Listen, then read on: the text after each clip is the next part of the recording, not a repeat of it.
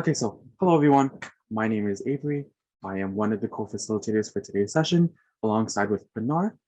So we will get started with today's session. So today's session is adapting to Canadian education. And as you can see, the small blurb right over there, adapting and adjusting to life as a student in Canada. So hopefully look forward to what's to come in today's session. And as we always do at the IEC, the International Education Center, or just in many parts of UTM, we always try to start our events with a land acknowledgement. So I will just take some time to acknowledge the land. It never hurts to do so. So we wish to acknowledge this land on which the University of Toronto operates. For thousands of years, it has been the traditional lands of the Huron-Wendat, the Seneca, and the Mississaugas of the Credit. Today, this meeting place is still home to many Indigenous people from across Turtle Island, and we are grateful to have the opportunity to work, study, and operate on this land. As a student, whether you're domestic, international, or new to Canada, I personally believe it's important to understand that the university operates on land that has a rich and complex history. Land acknowledgements are meant to express gratitude and appreciation to those whose territory we are on, and it's also a way to just honor the Indigenous people who have been living and working on this land for time immemorial. It is important to understand the land's long-standing history that has brought us to work and study on the land, and for us to seek our understanding of our place within that history. Land acknowledgements do not exist in the past tense or in a historical context, as colonialism is still a current ongoing process in today's world. And we need to build our mindfulness and understanding of our present participation. It is also worth noting that acknowledging the land is actually Indigenous protocol. So if you'd like to increase your learning and understanding of the cultures, histories, traditional practices, spiritual ways, and concepts of relationship building of Indigenous people, please get in contact with the Indigenous Center, which is right at UTM. Okay, and that is for the land acknowledgement, so thank you so much. And now we'll get started on with today's session, or the content of today's session. So right over here on the right-hand side, you can see the agenda. So for today's agenda, we'll first and foremost be discussing academic integrity and what academic integrity actually means, followed by examples of academic offenses. After that, how to avoid academic offenses or how to avoid not being caught with misconduct of academic integrity altogether, and just because no one wants to go through that. Followed by that, we'll have some UTM things to know regarding terminology or just some words or phrases that are important for UT students, specifically UTM students, to know during their undergraduate journey. Followed by that, we'll have just a small blurb regarding what it means to understand Canadian performance expectations and I guess the ideas associated with that.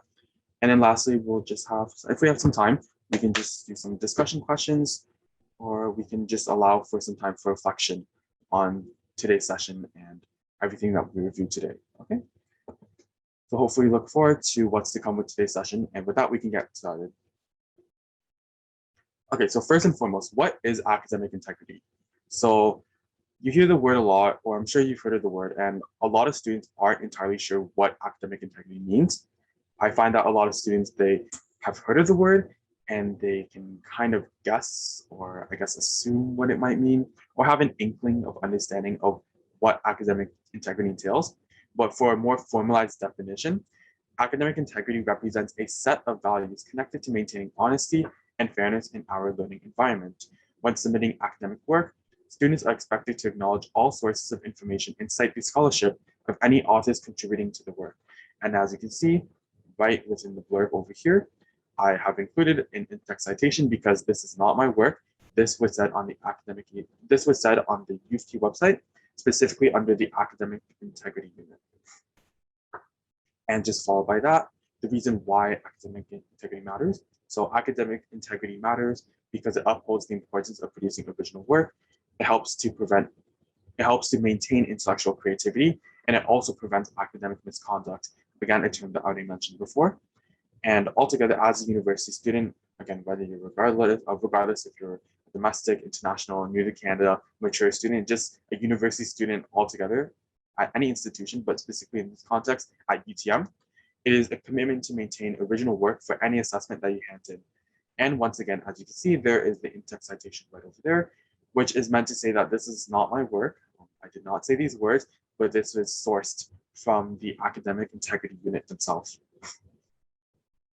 Okay, so hopefully now that I've explained what academic integrity means and why it matters and why it should matter, now we all have a broader and a more collective understanding of what academic integrity entails altogether. Okay, so here are some common examples of academic offenses. So I'll just be listing all of them and I'll try to provide explanations for each of them as well. So first and foremost, forging, altering, or falsifying documents. So this is quite simple. I guess like if you have documents and you alter them in a way that is no longer original or the document should originally be. I guess an example of this would be if you have your academic transcript and you manipulated the grades that are found in the transcript itself. That is an academic offense. So please do not do that. There's also using, obtaining, or possessing unauthorized aids or assistance. I believe this would be the most common of academic offenses. And even though this may seem difficult to understand, simply put, using, obtaining, or possessing unauthorized aid or assistance. So this example of an academic offense, it simply just means receiving assistance during like tests, examinations, assignments that of course are not authorized. So that's simply put, that just means cheating in any sense. There's also impersonating another person or having someone impersonate you. So this would be having someone say that, for example, if you have an examination or a test of some sort, having someone go in your place saying that they are like you. So like they are like there to like represent you and to do the test on your behalf. But of course, that's an academic offense. Please do not organize that or go about that in any way. And of course, over here, plagiarism. So this also ties back with obtaining, using, possessing unauthorized aid or assistance. So that's just simply representing plagiarism in itself. And the meaning of plagiarism, again, the term that many of us know about, but if you want a more formal definition, then it'd be representing as one's own work, as one's own any idea or expression of an idea or work of another without proper citation. So again, that sounds extremely formal, but pretty much just means that you're representing your own work or like the expression or the ideas of your own work, but that's actually owned by someone else and you're not providing the proper citation. So again, a lot of cases of plagiarism, that would mean when you have an assignment, a paper, an essay, or a lab report, and then you type away information or thoughts or ideas from someone else, but you don't provide proper citation. And plagiarism can also be in the form of I guess like plagiarism can be a little complicated sometimes, especially when you have, I guess, ideas or thoughts from like a professor from like a course material. And also like sometimes with textbooks as well, you still need to cite those information because again, that's not your original work. So you need to provide the proper credit and citation to the ownership of the author.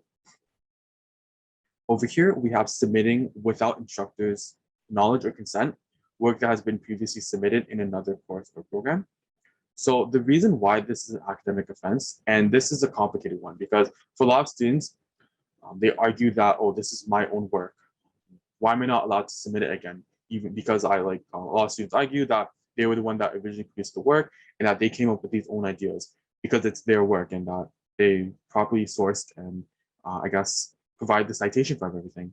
So a lot of students argue, why is this an academic offense if I resubmit work that I created and that during the first time it wasn't marked or flagged as an academic offense because I already provided the citation.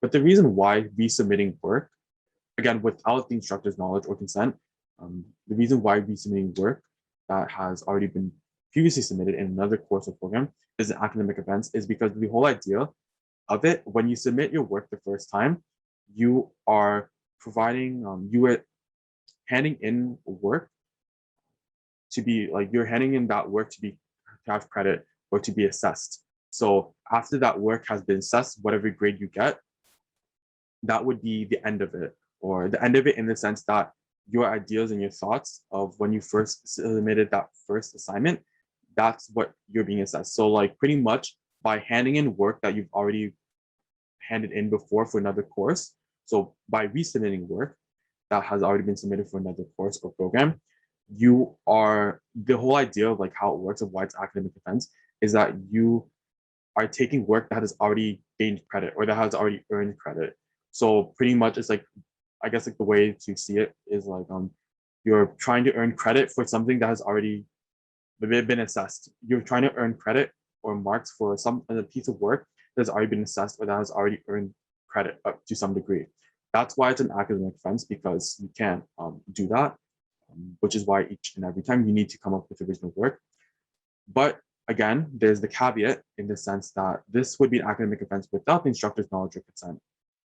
If you go to the instructor and ask them that you've taken a previous course that is similar, or that there are similar ideas and I guess theories or understanding and knowledge, and that you can say that, oh, you previously had a paper or an essay, a presentation, or even a lab report where there were some of those ideas that you believe can make sense or that are credible and are able to be used within the current course that you're taking. Then after having the discussion with the instructor, they would then proceed and make the decision of either, okay, you can reuse your work that you can reuse these ideas that you previously submitted in another course because you've already received the consent, or the instructor might just say no. And if they say no, please do not go behind their backs and end up just using the work from previously submitted work already. Otherwise, that would be an academic offense, and your instructor would be very displeased with you to do that. But in the case that it works out, then it's all good to go. They would just simply, I've never been through the process myself, but they would simply just outline, what ideas or what information or knowledge from your previously submitted work can you use within this assignment, and they will be very clear on that. So make sure to follow those expectations when they do outline that to you as well. Of course, submitting work that contains concocted or false references is also an academic offense. This is the whole idea of, I know that some students, they would just type out the entire, I guess, assignment, and then they'll just plot in random references just to make it seem as though they're a citation or that their work is credible, but please do not do that. It is an academic offense, and that would just affect your entire experience at university, or also like affect your experience as a student at UTM if you face any of these academic offenses. And of course, also continuing to write after tests or examination is over. This is also an academic offense. I do realize in the virtual world or the online world, a lot of teachers or professors or TAs, they provide additional time after the test or examination is over in order to allow students to submit their work online, given that there are technical difficulties. So that's meant to overcome or avoid those obstacles. But I guess this would be more so within the in-person world, especially given that we are returning to in-person courses next semester, at least 85% of courses.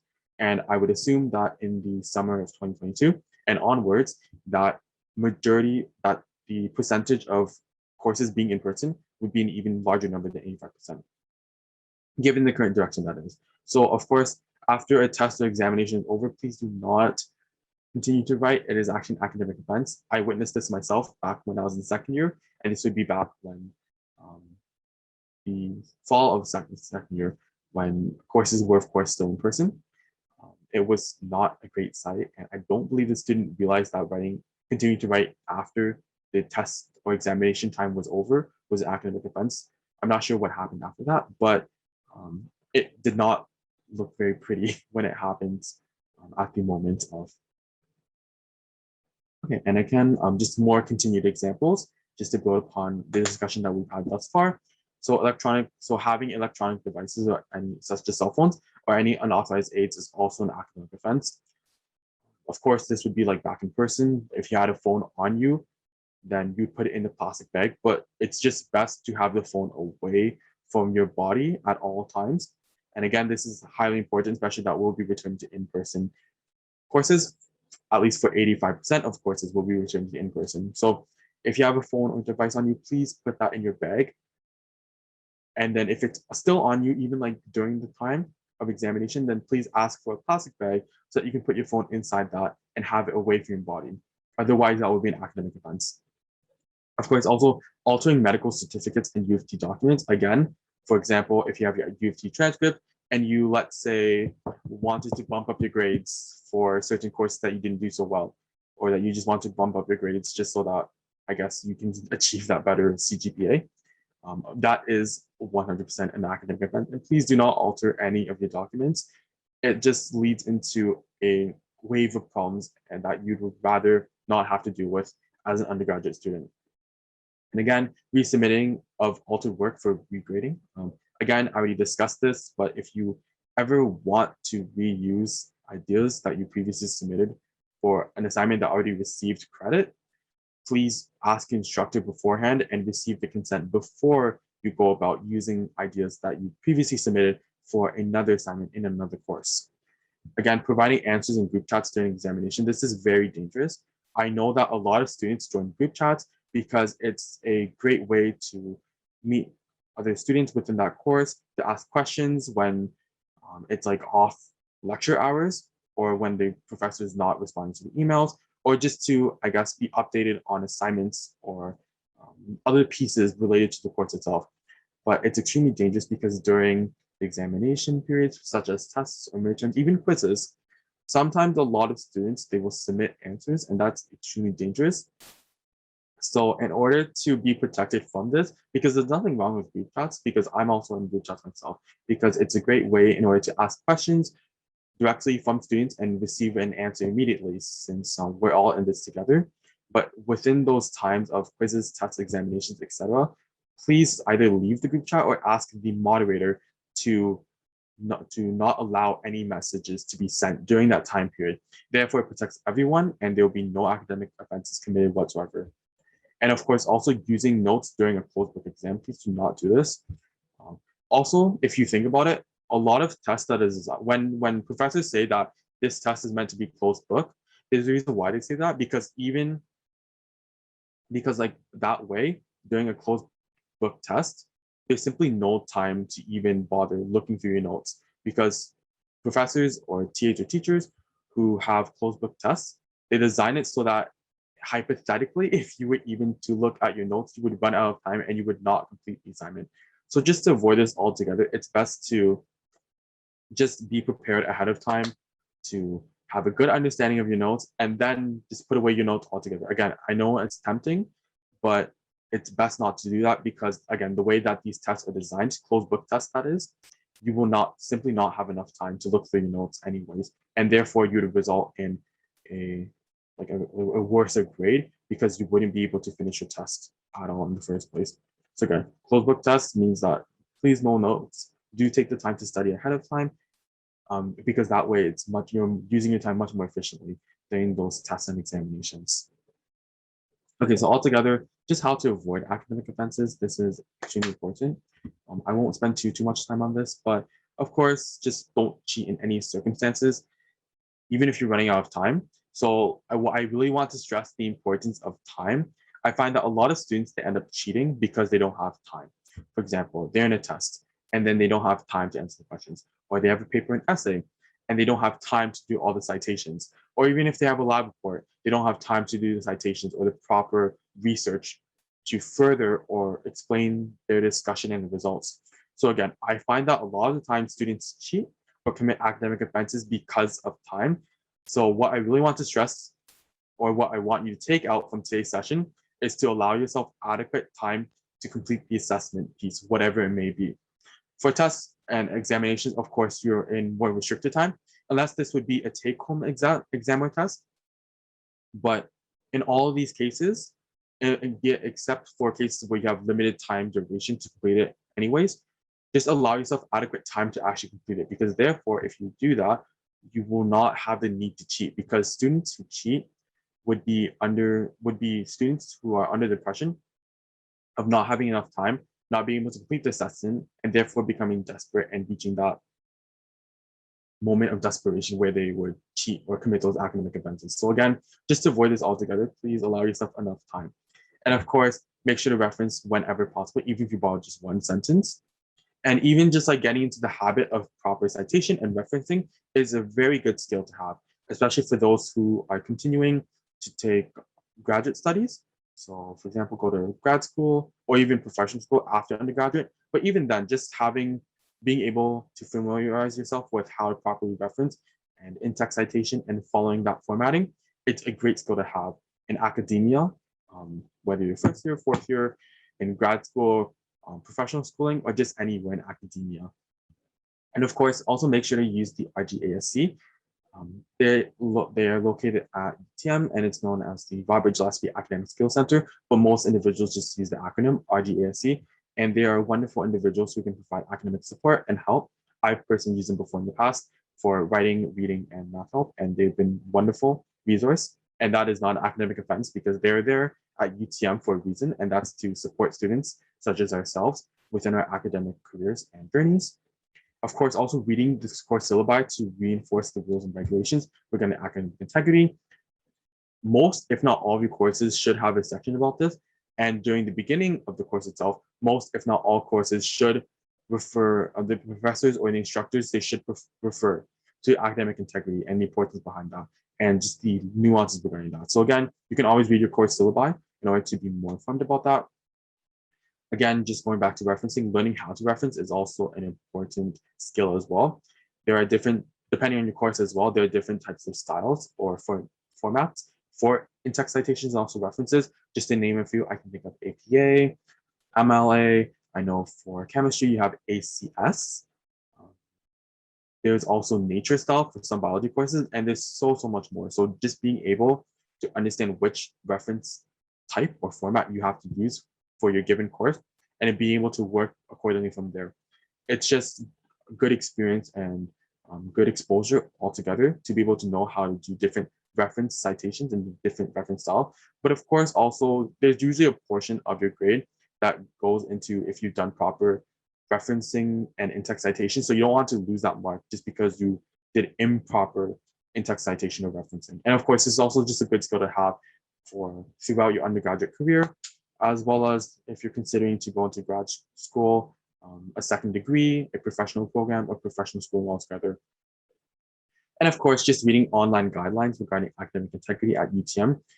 Of course, just to avoid those accidental cases of committing academic offense. And so that you can also avoid having to chat with an academic, or also you can also chat with an academic advisor at the office of the registrar so that you are more informed and updated about how to uphold academic integrity altogether as well. Okay, so just real quickly, here are some UTM things to know. So these are important terminology. I'll spend some time just going through all of them. I will spend more time here and there with certain ones, but of course, let's get started. So UTM time, of course, is something that all of you should know by now. So at UTM, we start UTM time for most events. I have attended some events where they do not start at UTM time, which is slightly frustrating given that UTM time is quite universal at UTM. But again, there are some events that start directly at the hour or 5 minutes after the hour, but most events and courses and initiatives, on-campus activities, they do start at UTM time. So that would just be 10 minutes after the hour. So then, for example, for today's session, we start at 10 a.m. The today's session was at 10 a.m., but we started UTM time. So that'd be 10 a.m. EST. Okay, TA, that just simply means teacher assistant or teacher's assistant. They are those who are within your courses. For example, they usually lead the tutorials of your courses. A good example would be for those who are taking first year math courses, or just a lot of most courses have TAs, and they would be the ones who usually lead the tutorials, and they work under the professor, and they're mainly just there to, again, either lead the tutorials, also to mark assignments or tests and examinations, but also to provide you a level of support aside from the professor. So do take advantage of your TAs or your teacher's assistants whenever possible, because they are truly there to help you, and they are just as knowledgeable as a professor. CCR, so this simply means co-curricular record. This is pretty much not an academic transcript, but a transcript of your co-curricular activities or your volunteerism. So within UTM or just university in general, you have your academic transcript, which has your grades for each of your selected specific courses, as well as your GPA or your CGPA and all those pieces. And then you have your CCR, which is the equivalent of the academic transcript, but it's a community transcript or a co-curricular transcript, which would include all of your volunteering and community involvement activities that are certified by UTM or certified under CCR. So it's just a great transcript to have. You can simply download it on CLNX, which I will get to later. just to keep a record of and to keep yourself informed about the many activities that you are a part of while at UTM. And then of course the CLNX, that simply means it's a website that you can use, and it's quite widely used within UTM. As for what it specifically means, it is the career and co-curricular learning network. So again, the career and co-curricular learning network.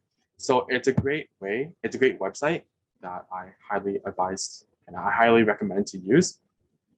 And what's great about it is that, again, given its acronym, the meaning of the acronym itself, career and co-curricular learning network, when you log into that website, there is a wide variety of on-campus jobs and also off-campus jobs that you can partake in. One example would be work studies, which are a great opportunity to gain work experience while you also get paid. And it also just works around your academic schedule and other commitments that you may have, hence why it's called a work study.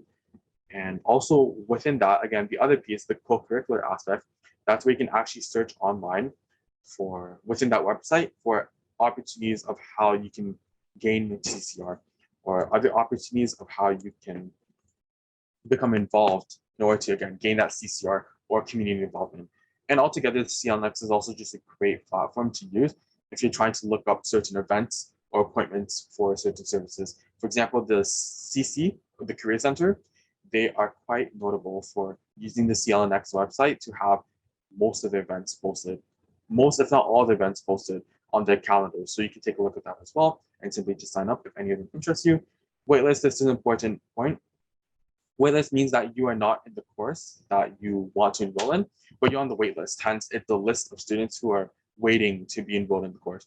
What's important to know is that if you're on the waitlist, after you are no longer on the waitlist, which means that after you are now enrolled in the course, you need to actually go back to that course and press enroll. So when you're off the waitlist and now you have a spot in the course, make sure to enroll as soon as possible, just so that there aren't any complications. And you would know that this happens either by constantly checking ACOIN. Again, the website, the ACOIN is a long acronym for something at UTM, but most students don't know that, including myself. But again, like mostly, you can either know when you're off the waitlist if you just constantly check ACOIN, or you'll also receive an email to your mail.utoronto.ca email, or just your utoronto email saying that you are now off the waitlist for this course. Please enroll, yada, yada, yada. Okay? And then also prerequisite versus co-requisite. So these are two terms that you'll hear quite often at UTM. Prerequisite simply means that this is a course, this course or these courses you have to take before enrolling in the current course. So a good example would be, I'll just use my personal examples. If you plan on taking, let's just go with Bio 202. So that's just Introduction to Animal Physiology. If you want to take that course, a prerequisite would mean that you need to take Bio 152 and Bio 153 before you can take that course. So please make sure that you have the proper prerequisites before enrolling that course, because if you don't, then after a few weeks or so after students are no longer able to enroll in courses, your professor will notice that and they'll kick you out of the course with no exceptions or no explanation whatsoever. And the reason why would be because you don't have the proper prerequisites. So make sure you have that. An example of co-requisite, it's not as common at UTM, but there are some courses that are co-requisites. And co-requisite simply means that you can take this course in conjunction with another course simultaneously. So there are some courses that do have that, although it's not as common, because if you look at a lot of courses at UTM, the way that they're split up, for example, if I'm going to second year biology, if I'm taking like Introduction to Molecular Biology, which is Bio 206, and this Introduction to Genetics, you'd have to take molecular biology before you can take genetics, because like molecular biology would generally only be offered in the fall, while genetics would be in the winter time.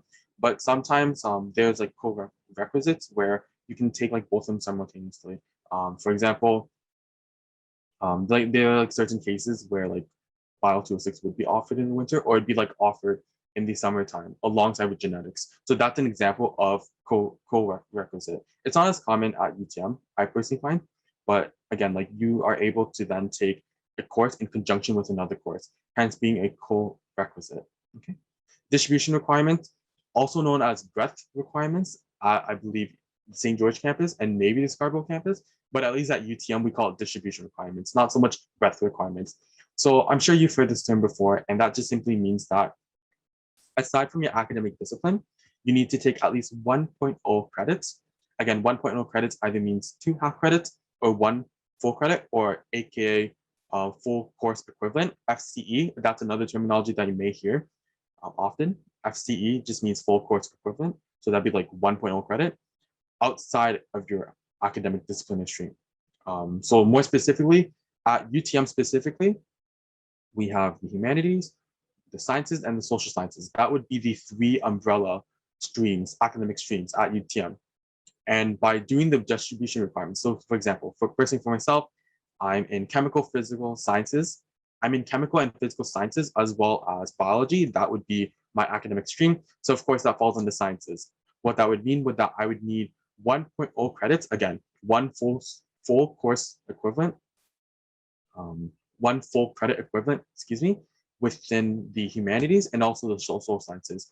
And although most academic advisors and most individuals, they advise you to complete your distribution requirements, preferably within your first year, or if not the summer of the first year, or I guess like also like within, I guess like the first 2 years of your undergraduate, it's perfectly okay if you complete your distribution requirements within your 3rd or 4th year, or if you spread it out.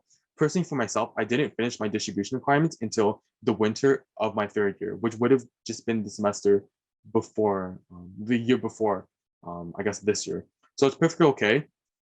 It doesn't affect or hinder anything, but just make sure that you complete it before you graduate, because it's an expectation for all UTM students.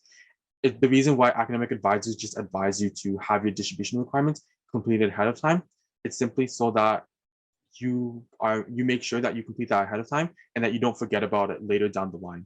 And of course, a lot of the reasons why they advise you to complete your distribution requirements early on in your first year, preferably, is that so you can explore other opportunities or other fields or academic disciplines or streams that you may be interested in, where you would maybe minor, major, or even specialize in later down the line for those students who want to do some more self-exploration. Okay. There's also another term, this is quite often, so credit, no credit. I'll also be lumping this in with late withdrawal, so credit, no credit, also known as CR/NCR, and late withdrawal, also known as LWD. So with credit, no credit, and late withdrawal, just so for credit, no credit, you may have heard this quite often, but credit, no credit simply means when you, I guess, take a course and you're not feeling so great about where it is, and you want to make sure that it doesn't affect your CGPA or your GPA altogether. So what you would do is you have to submit the credit, no credit. It is very simple. If you go in Acorn, all you simply have to do is go to that respective course.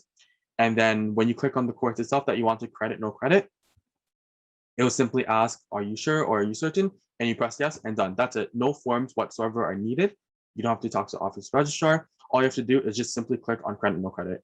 Now, if you wish to undo that, same process, extremely simple. You just have to go to Acorn, go back to that course, and then just click off or check off the credit, no credit, and then done. That's it. It'll no longer be under the credit, no credit status. And again, this is great for students who take a course and they're not so proud or great of the GPA that they've earned thus far. And therefore they don't want to affect the CGPA or the GPA. So they would credit, no credit. And pretty much what that means is that you would still get the credit, but you would not have the GPA of whatever that course is affect your grade. And some important notes regarding credit, no credit is that there are certain deadlines of what up until what day you can press credit, no credit. I believe it would be before the last day of classes, but I'm not too certain. So what I highly recommend is to go to UTM important dates and to look at the important dates of when you can credit, no credit certain courses up until. Also, there's another caveat of credit, no credit. In order for credit, no credit to be valid, you would have to pass the course. So let's say you have a 60 in the course and you don't want this to affect your grade. Of course, you have to search up the UTM timetable, the UTM important dates, and therefore make sure that you can credit, no credit before the day. But even after you credit, no credit, you still need to pass the course in order for the credit, no credit to work out. Otherwise, if you fail the course, again, below 49% or if you just fail the expectations required, then credit, no credit would not work out and you would not get the credit either way. There's also late withdrawal. I'm not too familiar with that, but it's pretty much those who wish to withdraw from a course later or after the expected date. And what would happen is that you wouldn't get the credit. It also wouldn't affect your CGPA, but do know that on your academic transcript, next to the course itself, you will see LWD, late withdrawal. So just keep that in mind. There's also second attempt for credit policy, which is also known as SAC. This is relatively new within UTM. You do need to fill out a form for this. And I also do believe you need to fill out a form for late withdrawal as well, LWD. So for a second attempt for credit, so for SAC, you can simply be able to fill out, after filling out the form, let's say you took a course and you didn't do so great in it, but you don't want to do credit, no credit or late withdrawal, or you don't want to drop out of the course. So pretty much you would go through the course and then accept your grade or accept the fate of the given grade. But then afterwards, you can, if given that you have the space and time within your academic calendar, you can then retake the course. And after, so like within those cases, if you want to first retake the course, then there's an exemption form that you have to fill out first by the office of registrar. Once that's been approved, then they'll automatically put you into that course on your academic calendar or timetable. And then you would have to fill out or do the second attempt for credit policy or the form itself. It is quite simple. It's simply just click, click, click for the course that you want. And it's like yes or no. And you say yes, that you want this course to be second attempt for credit. And that's it. It's very simple. And do make sure that for credit, no credit, you only have a maximum of 2.0 credits, so 2 full course equivalents for credit, no credit. Keep that in mind. I'm not sure if there's a limit to LWD. And for second attempt for credit, there is a limit of 1.0 full course equivalent or 1.0 credits. So just keep that in mind. And I'll be passing over the remainder of today's session over to Pinar, my co-facilitator. Thank you so much, Avery. Hi, quick little introduction, I guess, on my part. I'm a fourth-year student doing a specialist in management and a minor in political science. I'll just continue from where Avery left off. So one thing I want to quickly mention about the late withdrawal, there are some conditions associated with that. For example, if you're currently under review for an academic offense, in those cases, you cannot apply for a late withdrawal, provided that the allegations and whatnot are not completely cleared. So as long as the academic offense under your name is cleared and concluded, in that case, you can apply for late withdrawal, but not as it's ongoing. And then kind of moving forward to post. So basically post means program area of study. And when we say post, it refers to anything that really has to do with the program area that you're trying to get into going into second year. Some program areas you apply to be a part of as of third year and onwards. That being said, different posts have different prerequisites, different co-requisites. There's different types of programs, program type 1, type 2, and type 3. Program type 1 is open for enrollment at any point, do not have any prerequisites, and you can enroll at Acorn at any time. On the other hand, type 2 and type 3 programs have specific application request periods. One of them is towards, I believe, the end of this upcoming winter semester, and then one towards the end of summer. So there's 2 application periods, which is convenient for students who don't have the prerequisites or don't have a high enough GPA to get in during the first round of applications. In that case, they can do summer school and then try and get in during the second round. Type 2 programs have prerequisites that you need to be within, as well as they might have specific grade requirements and GPA requirements. That being said, as long as you have those, you're pretty much good to go. Once you apply for the program, you're going to get in. On the other hand, type 3 programs are similar to the type 2 programs in the sense that they do have all those prerequisites, GPA requirements, grade requirements, and whatnot. But in addition to that, there's limited space in the program. So even if you do have all of the prerequisites, if your GPA is not competitive enough, then that means that you might not be able to get into the program. So it's kind of good to be informed about the last year's GPA cutoff, as well as keep an eye out for the class averages ongoingly in your various courses to have an idea of like how everyone else is doing. One final thing to mention about post is that going into your second year, you need to have been officially accepted into some program. That might mean, let's say you're trying to get into a type 3 program, but you did not get in either rounds of the application period. That is completely okay. You can put yourself into a type 1 or a type 2 program if you have the prerequisites for type 2. And then you can take courses working towards getting into your type 3 program for the upcoming application period. But the thing to highlight is that if you are not in a program by second year, whatever program that is, you're going to be unable to enroll into any courses. So keep an eye out for that. For a professional experience year, I believe this is run by the St. George campus and relates to mostly engineering students, but it's basically kind of like similar to what the name suggests. It's a professional experience year. You basically do a year-long internship. I believe you can take time off of your studies or reduce the workload. I might be incorrect about this, but to find out more information about pay or professional experience year, just Google that, and then a site will pop up with all of the relevant information. Research Opportunities Program is run across campuses, but basically what that entails is that, as we're all aware, faculty does research on various topics. If they require student support, then ROP or research opportunity applications will go live. And you can actually apply to become one of those opportunities. When the applications go live, it'll tell you a little bit about who the professor is, what the project entails, what you as a research assistant will be required to do, maybe how much of a time you're going to have to commit.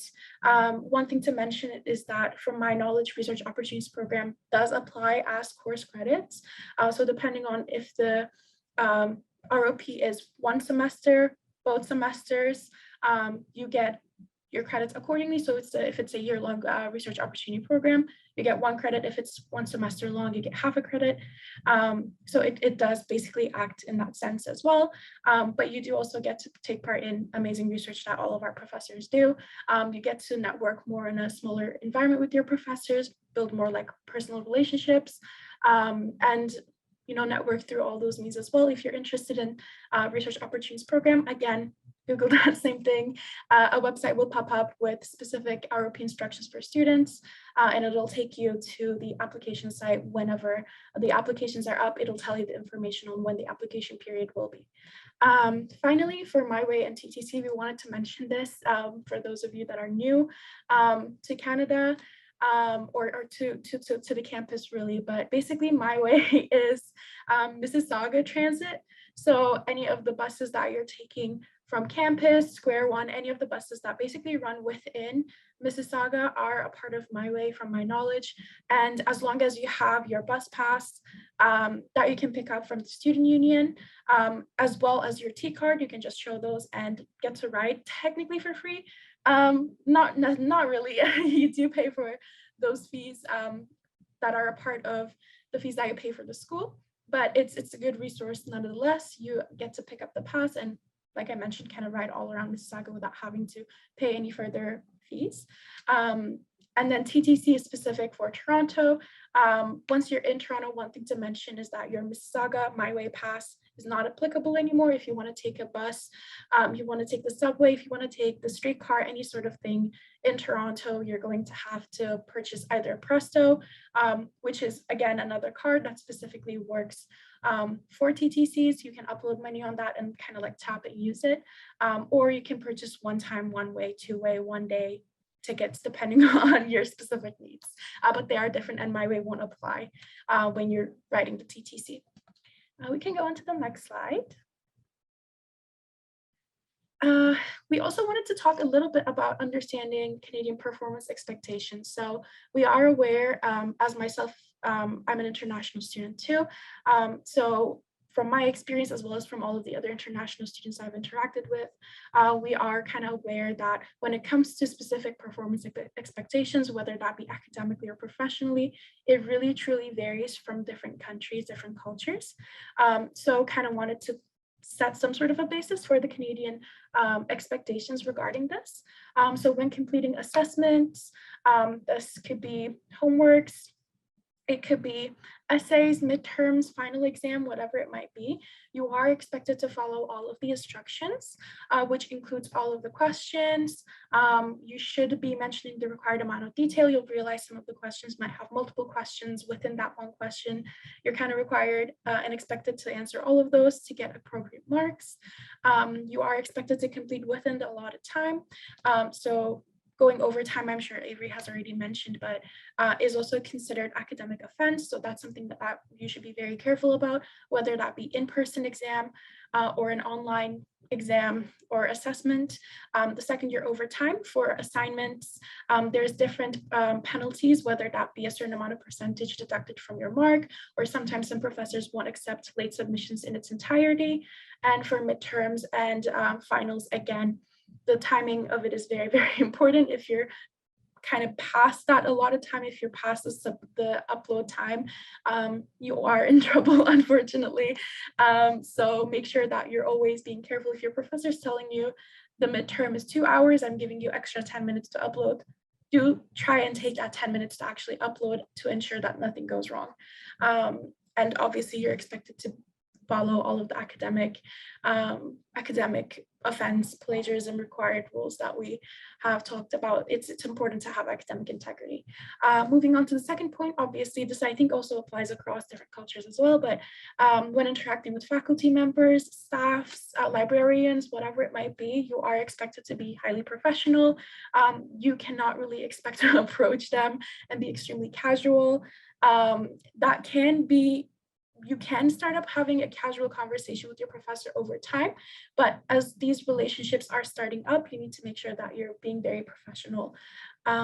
Another point to mention is that work life or school life balance in Canada is valued, and this balance really plays quite a significant importance to someone's mental health. So mental health here is not something that's really stigmatized about. We do talk about it, the university talks about it. And if you want to seek accommodation regarding any mental health concerns, you can seek that accommodation through either the Accessibility Center or the Health and Counseling Center. So some of the mental health resources that we have on campus include health and counseling centers, counselors, external counselors, which are covered by your insurance up until a certain number of appointments. So that is another option as well as My SSP app, which provides 24/7 support in a variety of different languages. As long as you have the app downloaded, you're good to use it as well. If you want to set up online virtual appointments through that system, again, up until a certain number of appointments, you are covered within your insurance. So that's another option. We can move on to the next slide. Okay, so here are just some quick little open-ended questions. In interest of time, I think as we have one attendee with us, Elif, would you like to pick just one of these 3 bullet points for us to answer? No pressure by any means, but whichever you're more interested in finding out about, we'll kind of just quickly go over that, Avery and myself. So 1, 2, or 3, whichever you'd prefer. I'll just wait like a couple seconds so you get to read. Can you answer the second question? Yeah, absolutely. So how did you learn more about the education system? What resources did you use on or off campus resources? So for myself, very briefly, I think a lot of it kind of depended on me really interacting with 1, instructors, and 2, advisors, counselors, whatever that might be. I did come to Canada when I was 16 years old, so I did initially get adapted to the high school education system. So in that sense, obviously talking to friends, kind of figuring out how they are navigating the space, as well as talking to my instructors, teachers at the time, to better understand their performance expectations really helped. Additionally, we had academic advisors back in high school as well. Having a conversation with them, kind of comparing what information I have from Turkey versus what is expected here, really helped me better understand the entire system. And the same does really apply to the university. So professors, they will talk about their performance expectations in the first lecture. if you have any doubts, if you have any specific concerns, you can book a one-on-one with them. Sometimes that will be enabled, or you can send them an email, attend their office hours. You can also talk to teaching assistants, other students, as mentioned, academic or departmental advisors. These are all very, very great resources in helping you understand how to kind of like learn a little bit more about the education system and its expectations. But I'll pass it off to Avery if you'd like to add anything else. I don't have much to add to your already incredible answers. So again, thank you so much for your response, Pinar. Perfect. Thank you so much. So I oh, guess yeah. we can move on to our last slide. So pretty much just to wrap up, we are now at the end of today's session. If you have any questions, or the audience, if you have any questions, then feel free to ask us. But otherwise, we are good to go with today's session.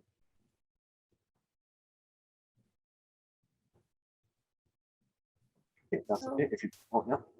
Yeah, I don't have any question. Everything was clear. So thank you for this informative program.